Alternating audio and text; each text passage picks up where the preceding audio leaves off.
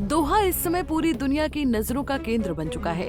Qatar की राजधानी में 50 से ज्यादा मुस्लिम देश एक ऐतिहासिक शिखर सम्मेलन में जुटने वाले हैं। वजह है पिछले हफ्ते इजराइल का वो हवाई हमला जिसने दोहा को हिला दिया। हमले में हमास के 5 अहम सदस्य और एक कतरी सुरक्षा अधिकारी मारे गए। वहीं ये हमला ऐसे समय में हुआ जब कतर, मिस्र और अमेरिका मिलकर गजा में युद्ध विराम और कैदियों की अदला बदली के समझौते की कोशिश कर रहे थे। इस वार्ता के बीच इजराइल की कार्रवाई ने न सिर्फ कतर बल्कि पूरे मुस्लिम जगत को आक्रोशित कर दिया है। यही कारण है कि इस्लामिक सहयोग संगठन यानी OIC और अरब लीग ने मिलकर एक आपातकालीन बैठक बुलाई है, जो सोमवार से दोहा में शुरू हो रही है। ऐसे में अब यहाँ ये सवाल उठता है कि क्या इन मुस्लिम देशों की एकजुटता से इजराइल के खिलाफ ऐलानी जंग छिड़ने वाला है? क्या कतर का सख्त रुख इजराइल को भारी पड़ने वाला है?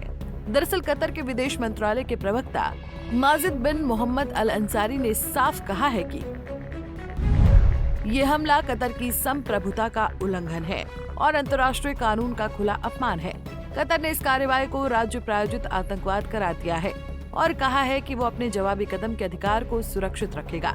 वहीं ये बयान कतर की पारंपरिक मध्यस्थ की भूमिका से एक कदम आगे दिखता है, क्योंकि अब वो सीधे इजराइल के खिलाफ सामूहिक प्रतिक्रिया की बात कर रहा है। ऐसे में अब ये जानना भी जरूरी है कि दोहा में आयोजित समिट में कौन कौन से देश हिस्सा लेने वाले हैं। तो आपको बता दें कि इस सम्मेलन में 57 सदस्यीय OIC और 22 सदस्यीय अरब लीग के नेता हिस्सा लेने वाले हैं। ईरान के राष्ट्रपति मसूद पेजेशकियन, पाकिस्तान के प्रधानमंत्री शहबाज शरीफ और मलेशिया के PM अनवर इब्राहिम की मौजूदगी की पुष्टि हो चुकी है। उम्मीद है कि तुर्की, सऊदी अरब और इंडोनेशिया जैसे बड़े देश भी शामिल होंगे। वहीं इस स्तर का महाजुटान लंबे समय बाद देखने को मिल रहा है, जो ये संकेत देता है कि मामला सिर्फ कतर का नहीं बल्कि पूरे मुस्लिम जगत की प्रतिष्ठा से जुड़ गया है। ऐसे में अब सबकी नजरें इस बात पर हैं कि दोहा समिट से क्या ठोस फैसला निकलता है। क्या केवल एक निंदा प्रस्ताव पारित होगा या फिर इजराइल के खिलाफ कूटनीतिक और आर्थिक प्रतिबंधों का रास्ता अपनाया जाएगा? वहीं ईरान के सुरक्षा सलाहकार अली लारिजानी ने तो साफ कहा है कि अब सिर्फ बयानबाजी नहीं बल्कि एक संयुक्त अभियान दल बनाने की जरूरत है ताकि इजराइल को वास्तविक दबाव महसूस हो।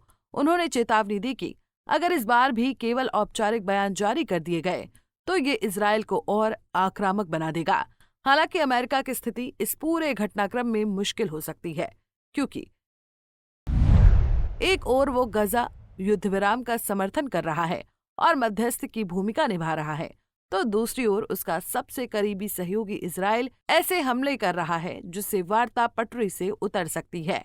वहीं अगर मुस्लिम देश इजराइल के खिलाफ सामूहिक कार्रवाई का ऐलान करते हैं तो अमेरिका पर भी दबाव बढ़ेगा कि वो तेल उत्पादक देशों के साथ रिश्ते बिगड़ने से बचाने के लिए इजराइल को संयम बरतने के लिए मजबूर करे। वहीं इजराइल का सैन्य अभियान फिलहाल गाजा तक सीमित नहीं है।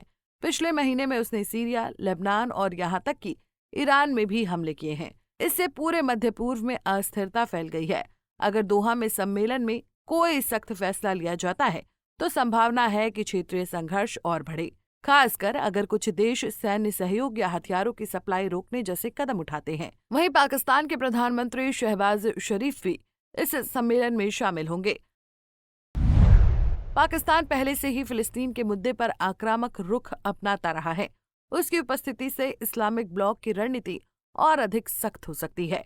कई विश्लेषकों का मानना है कि ये सम्मेलन मुस्लिम देशों को एकजुट करने का मौका है ताकि वो एक साझा मोर्चा बनाकर इजराइल को कूटनीतिक रूप से अलग थलग कर सके। बहरहाल दोहा में ये सम्मेलन सिर्फ एक बैठक नहीं बल्कि आने वाले महीनों के भू राजनीतिक समीकरण तय करने वाला मंच बन सकता है। अगर यहाँ से इजराइल के खिलाफ ठोस कदमों की घोषणा होती है तो ये मध्य पूर्व में एक नए संघर्ष चक्र की शुरुआत हो सकती है। वहीं दूसरी ओर अगर बैठक सिर्फ बयानबाजी तक सीमित रहती है तो ये मुस्लिम देशों की एकता और प्रभाव पर सवाल खड़ा कर देगा।